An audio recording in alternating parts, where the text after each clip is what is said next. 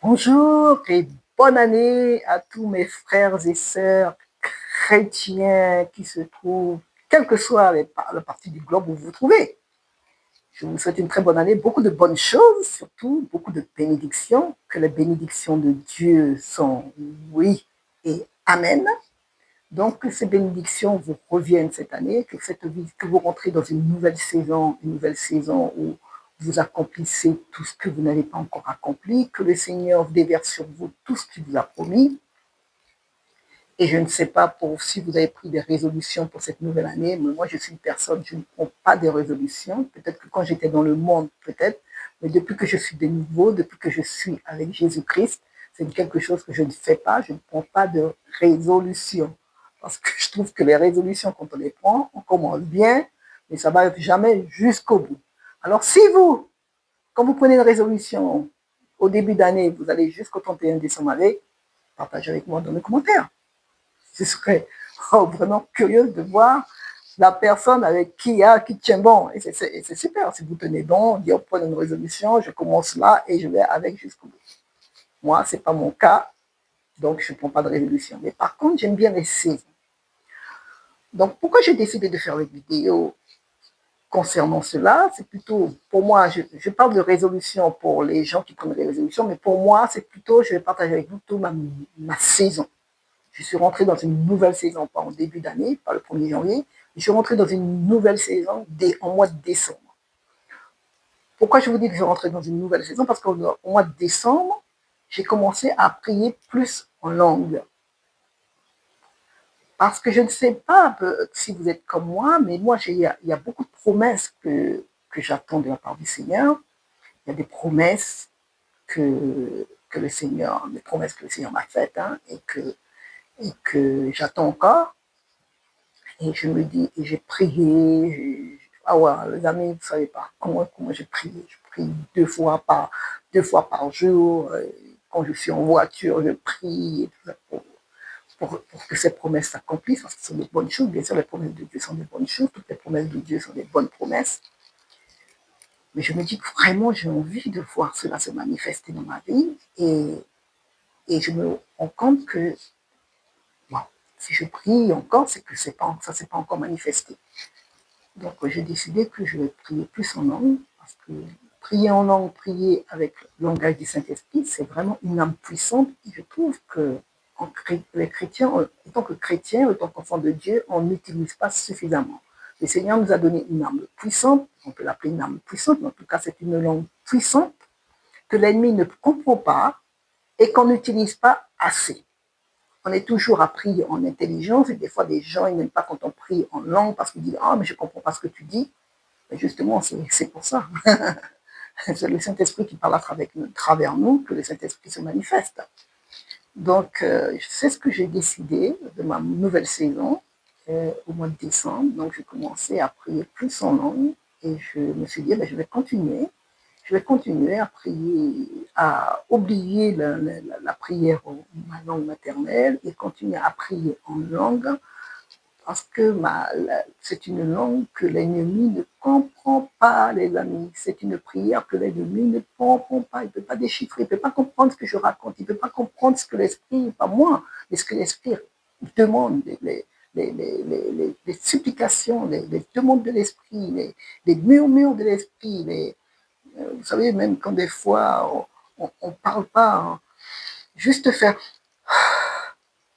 ça, c'est souvent une prière. Et l'ennemi ne comprend pas ce que mon esprit dit, ce que ma prière dit aux demandes au Seigneur. Donc, je me suis dit, toi, il est temps que j'arrête de prier en langue, il est temps que j'arrête de prier, en langue, que j'arrête de prier en ma langue maternelle, oui, ma langue maternelle, et que je prie plutôt en langue que l'esprit m'a donnée, afin que toi, tu ne puisses pas comprendre ce que j'ai à dire au Seigneur, ce que mon esprit a à dire au Seigneur.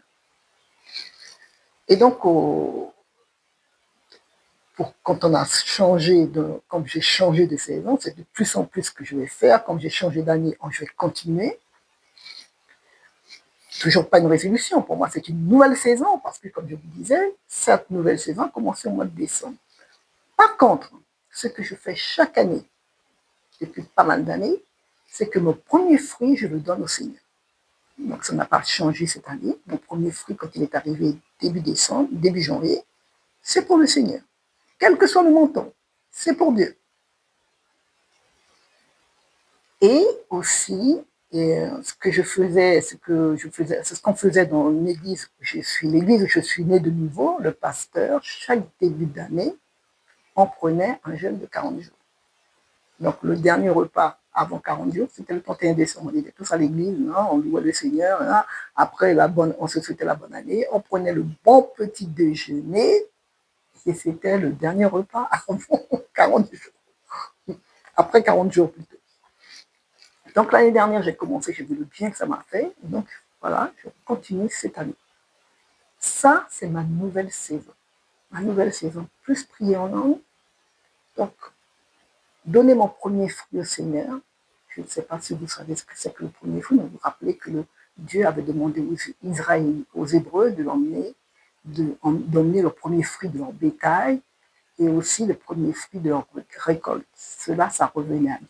Donc, moi, je l'ai reçu quand je vivais aux États-Unis il y a quelques années. Ça a été une révélation. Il y a une sœur qui partageait la parole et qui a partagé sur le premier fruit. Et ça a été pour moi qui lisais, pourtant, je lisais ma Bible pas mal, et ça ne m'avait jamais frappé. Je l'avais lu plusieurs fois, ça ne m'avait jamais frappé. Et dès que le sœur a partagé ça, ça fait quelque chose en moi. Et je me suis dit, oui,